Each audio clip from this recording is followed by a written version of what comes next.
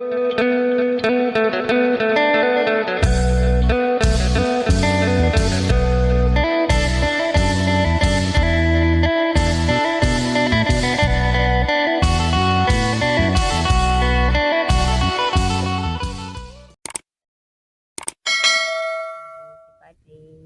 เราเปิดคลิปให้บ่าวจะมั่ม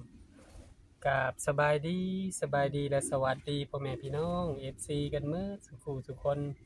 ตัวทางฝั่งลาวทางฝั่งไทยหรือต่างประเทศยินดีต้อนรับเข้าสู่ช่องบ่าวจะมั่มอีกแล้วตอนนี้อยู่ที่เฮือนแม่เฒ่าคำคือเก่ามาหาแม่เฒ่าคำตัดฟืนซอยแม่เฒ่าคำคือเก่าแม่เฒ่าคำเจ้าย่างมาบ่มื้อเช้านี่เจ้าย่างมาบ่มากับไผที่จะอันมาคืนโอ้ทางข้างนี้อ๋อ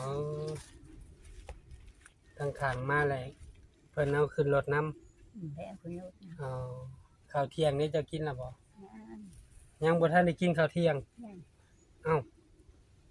บ่ายโมงได้ไม่เท่าเฮ้ยบ่ายแล้วบอกให้บ่ายโมงอะไรนี่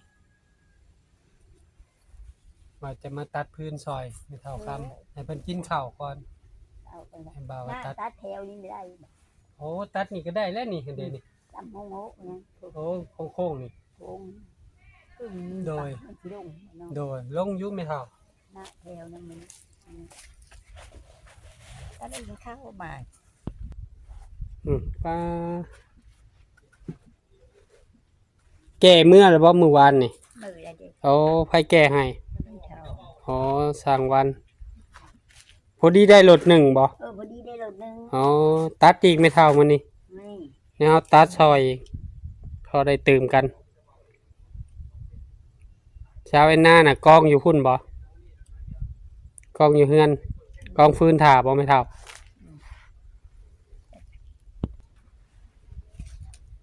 เพิ่นเทฝาปิด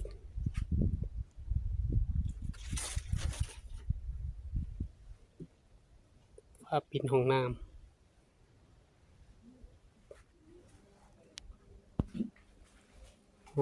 ในห้องน้ำมันกระเท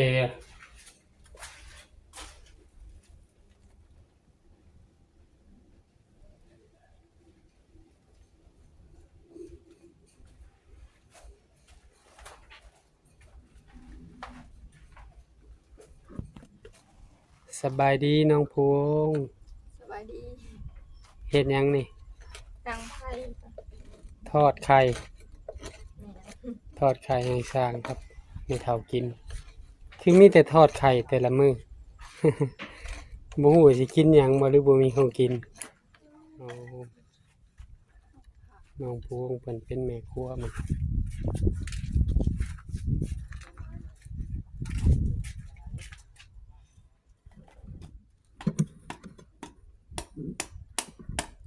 สร้างวันไปซื้อน้ำเอาไปซื้อ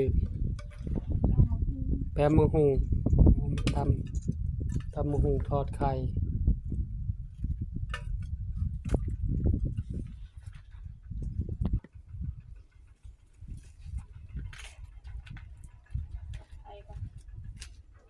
มีบ่กาไฟ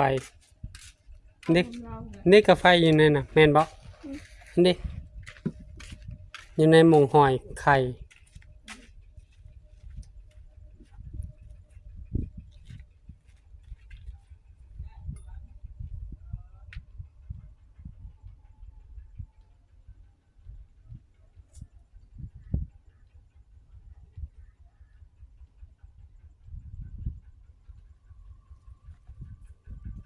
แม่นบ่เท่าไม่เท่า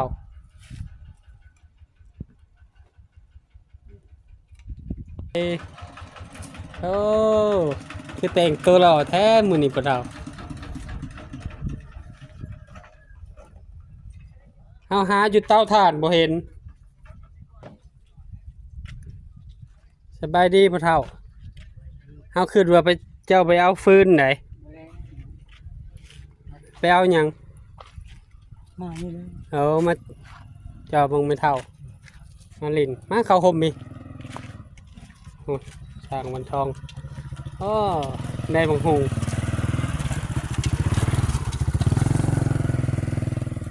สร้างวันเป็นกะจิ ปอกมะฮุงตำมะฮุง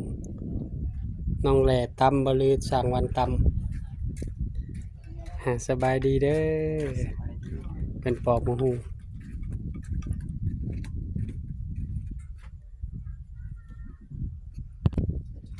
เจ้ากินข้าวแล้วบ่เฒ่า นี่ละ กินกับหยัง เจ้าปลา แจ่วปลา เช้าเล่นมุดร้านบ่ โดย คือเรามากินน้ำมันไม่เท่าแต่ยังบ่ทันได้กิน กินแล้วล่ะ สร้างเพิ่นสิทอดไข่ตำบักหุ่งไง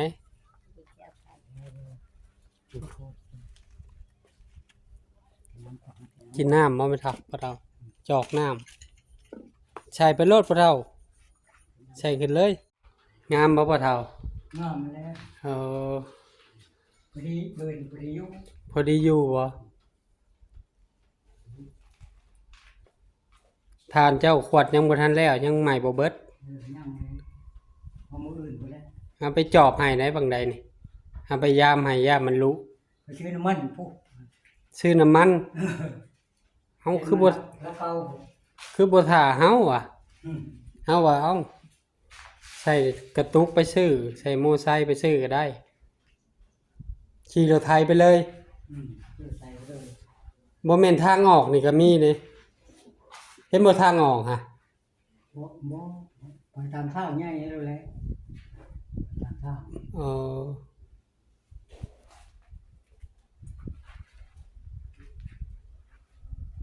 พอดีอยู่พอเท่าอะ พอดีจำได้เนาะพอดีอยู่ โดย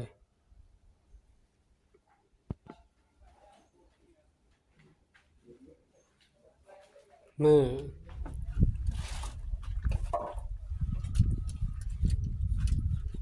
ลำโพงซับมะฮุงเอาจะใช้เบาสร้างวันมะฮุงนี่ โอ้เป็นไปได้ โอ้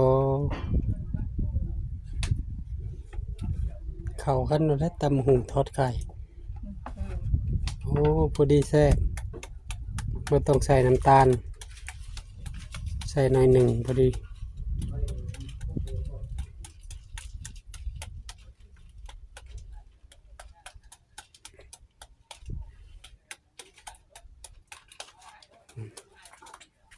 สร้างวันเป็นเตรียมทอดไข่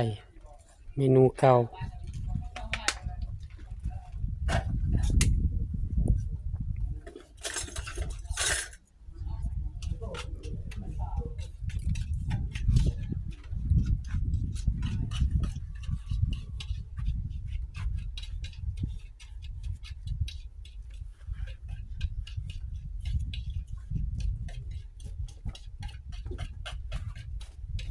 ขึ้นอยู่ในนี่พอเท่า ผ่านเขาอี ฮะ งงนั่นเฮ็ดแลบๆชักๆแล้วก็ให้แลบมันโหดมันคือได้แซ่บกินได้คือกัน พอเท่าหยอกหลาน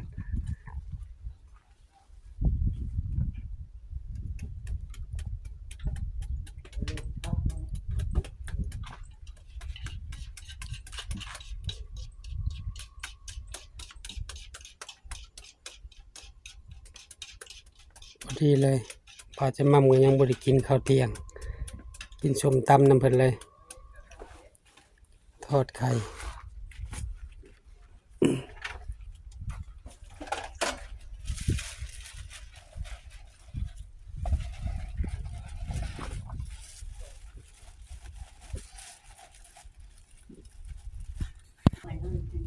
โอ้อะไร โอ้โห เจ้าเคยฉลาดคักเลยปูทำนะง่ายยืนก็คักเลยเป็นกับมันเป็นแน่เนี่ยนั่นให้ค้างมาแล้ว โอ้ เป็นค้างเลย โดย มาถึงโหกินแต่น้ำเขานั่นโอ้กินแต่น้ำไม่ชื่อกินมาโบกนั่นก็เอาโลด โอ้ ที่เห็นคือเจ้าเขา แกงแซ่บและสดน้ำตำหมกเพชรใส่หน่อยหนึง ใส่กบเลยยามนี้โอ้มันได้นะแกงใส่กบ โอ้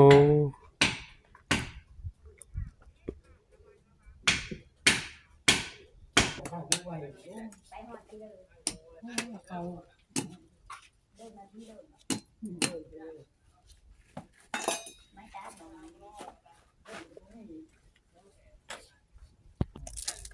กลับบ่เฒ่าปานนี้ มือยกมือเลย เมื่อก่อนบ่เฒ่า มัน โอ้ใช้น้ำ7ลิตรแสนปลาย ที่ดินเลยกำหนดมันเต็มมืดพอดี ประมาณ107,000เต็ม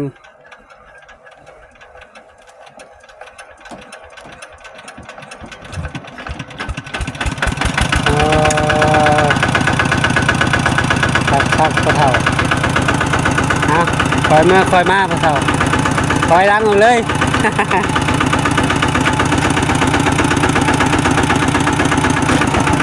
โอ้ไป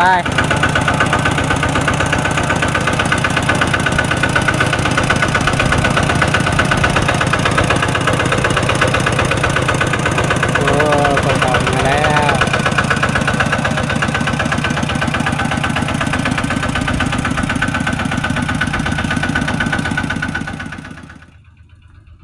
อยากข้าวแห้งนะบ่แม่เฒ่าเอาโอ๊ตเอาเดี๋ยวน้องผู้วงมันตำส้มตำเอาทองวันเป็นทอดไข่ใกล้สิแล้วล่ะ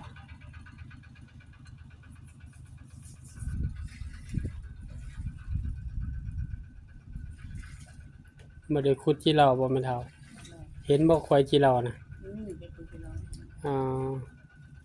อันนี้เรื่องออก ถือข้าวมากินนำบ่แม่นเฒ่าเฮ็ดกินไว้ให้ร้านนำบ่หรือว่าเพิ่นเฮ็ดกินเอง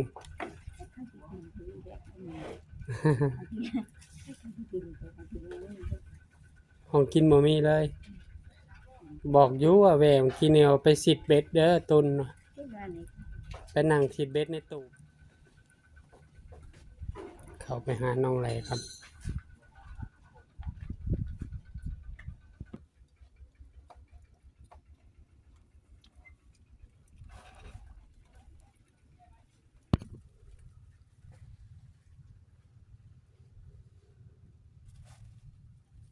ซอยกันเฮ็ดกิน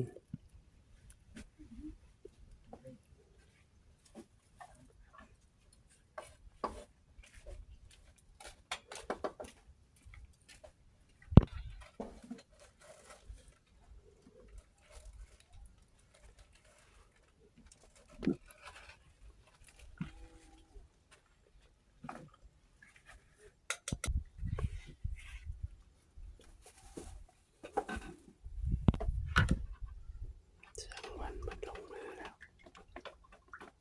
ลงมือตีขายแล้วมัน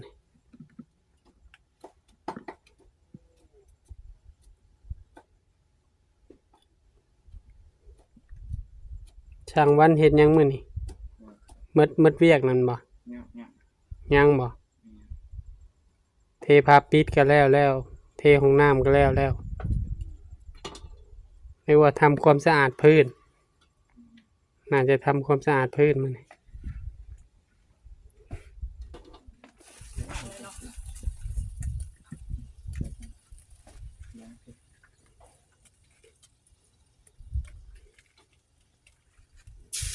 โอ้หอมเลยบัดนี้ท้องห้องเลย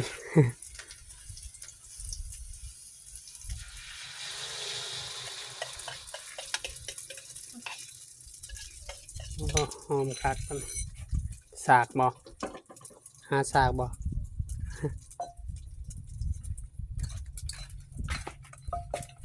ทับพี่บ่มีบ่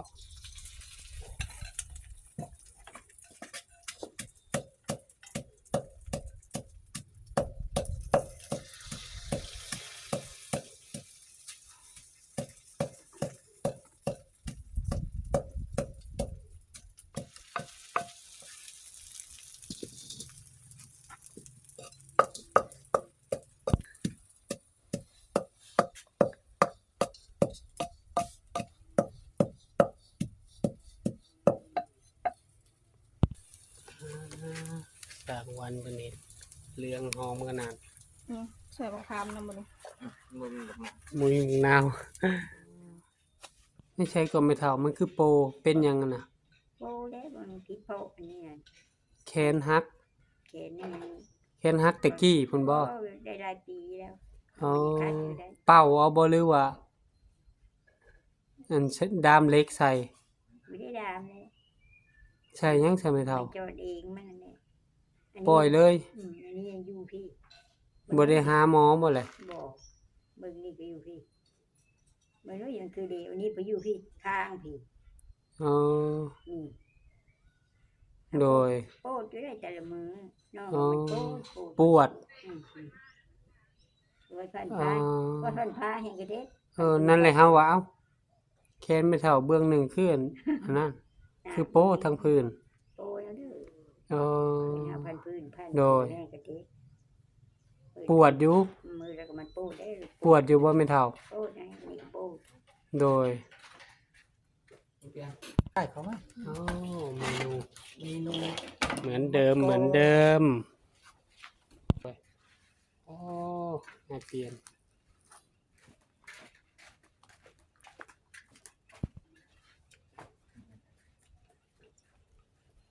กินแต่ไข่กับบ่เบื่อบ่เปลี่ยน อ๋อยากนำรถไปตลาดบ่อ๋อข้างนอกก็ซื้อมาก็บ่มีแนวแช่ใส่เนาะ กินไม่เท่า ใช่บ่ได้พี่ แกงหน่อไม้บ่หมื่นหาหน่อไม้มาเลย ไม้มาเลย มาฮอดนี่บ่จะมั่มกะขอขอบบุญขอบคุณพ่อแม่ FC ทุกท่านที่เบิ่งคลิปบ่จะมั่มแต่ต้นจนจบโดยบ่ข้ามโฆษณา เพื่อเป็นกำลังใจให้บ่จะมั่มเฮ็ดคลิปใหม่ๆออกมา ให้พ่อแม่พี่น้องได้รับได้ชมขอให้พ่อแม่ FC ทุกท่านจงมีสุขภาพร่างกายแข็งแรงปราศจากโรคภัยไข้เจ็บคิดสิ่งใดได้สิ่งนั้นสมความมุ่งมั่นปรารถนา ไปใส่มาใส่ก็ขอให้แคล้วขาดปลอดภัยมาฮอดนี้อย่าลืมฝากซ่องบ่าวจะมั่มในเด้อฝากเป็นกำลังใจให้ครอบครัวบ่าวจะมั่มและสร้างเพิ่นกับเม็ดเฮาคำเนาะฝากกดติดตามบ่าวจะมั่มกดไลค์กดแชร์อย่าลืมกดกระดิ่งเพื่อบ่พลาดคลิปใหม่ๆของบ่าวจะมั่มบ่าวจะมั่มก็สิขอตัวลา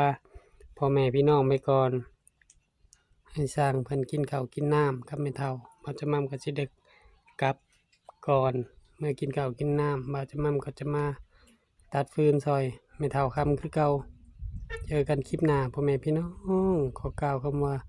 สบายดีสบายดี